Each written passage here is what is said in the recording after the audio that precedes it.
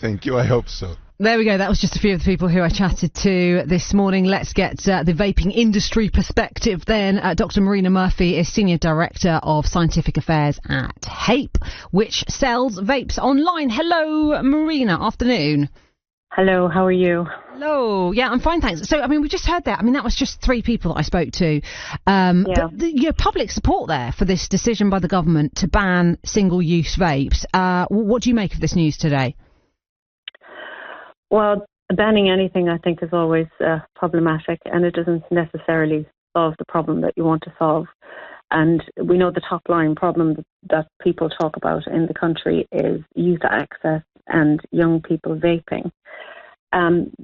There are already rules against young people being sold e-cigarettes. So,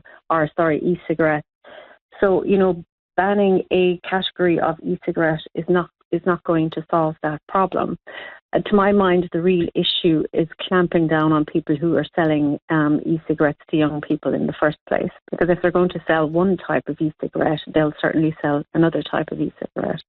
The other issue is that although the sale of the products is banned, the importation of the products isn't banned. And, by banning them, you're not removing the demand. So you can be sure that, unscrupulous retailers or distributors are going to find those products and they're going to sell them to whoever wants to buy them, regardless of whether they're legal or illegal, because people who are already breaking one rule will have no problem breaking more rules or new rules. Mm-hmm.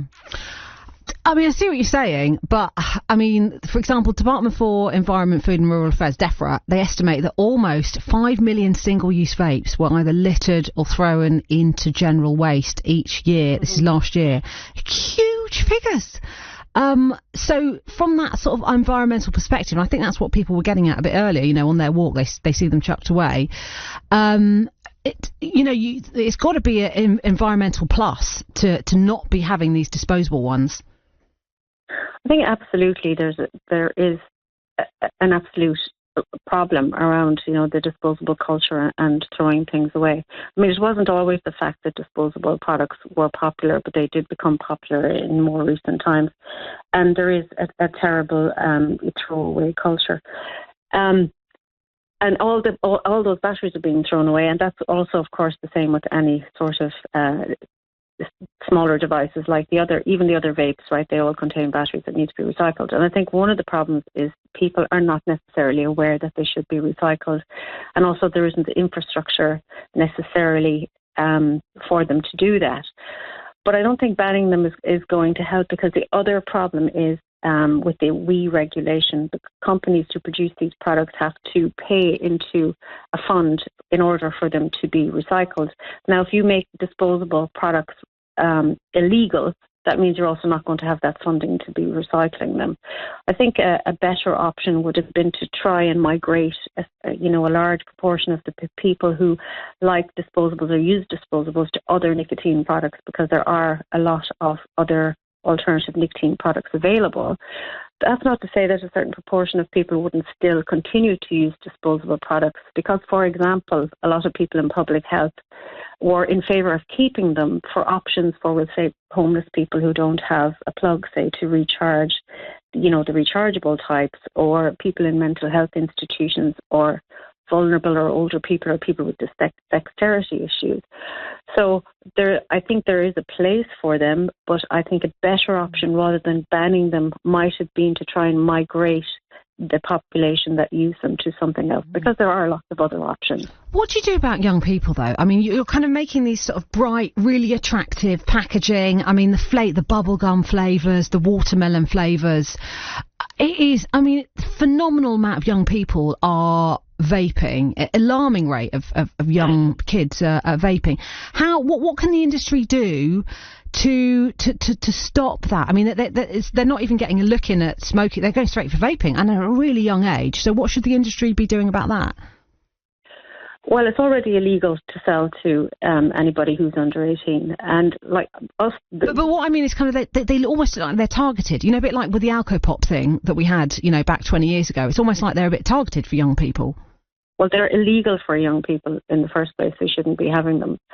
What we would say in the industry is that there should be some sort of licensing scheme so only certain people can sell a vape. Because at the moment, absolutely anybody in the world can sell a vape. You go into every shop.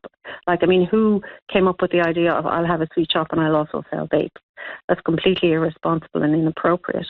So we would say there should be a licensing scheme so that you know exactly who's selling vapes, and when they are found to be selling them to underage people, that there are severe sanctions, that they're not just fined something like £26, which has happened. I know it sounds completely ridiculous, but it's true.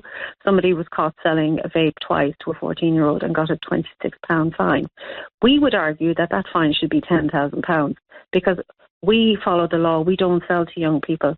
So we don't care. Fine those people £10,000, great. And if they do it again, up it to £20,000. Enforce the law that you have. There is a law there. It's a serious law. It's meant to protect young people. So enforce it. But don't, I think, take away the choice of adults. Because if you look at the trends, and like we understand the trends of people who are buying these products, people who give up cigarettes start with tobacco flavour because that's what they're used to and understand. But as they stop smoking, they start to taste, and then they prefer actually nice flavoured, soft flavours.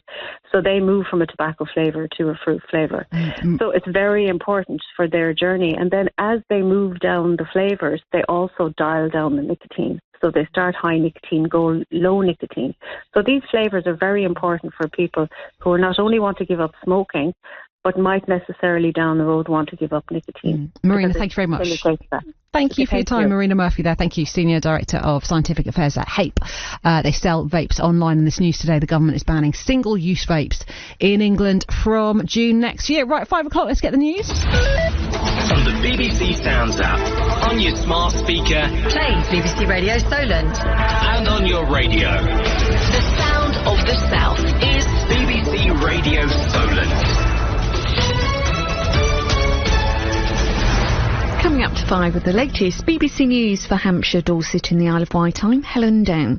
A care home in Swanage where 3 residents died from suspected carbon monoxide poisoning say they're deeply saddened and are fully cooperating with authorities. Meanwhile, a 60-year-old woman who was arrested on the suspicion of manslaughter has been released under investigation while inquiries continue following the incident at Gainsborough Care Home yesterday. Andrew Fleming is a volunteer and member of All Saints Church in Swanage, which helped the evacuated residents.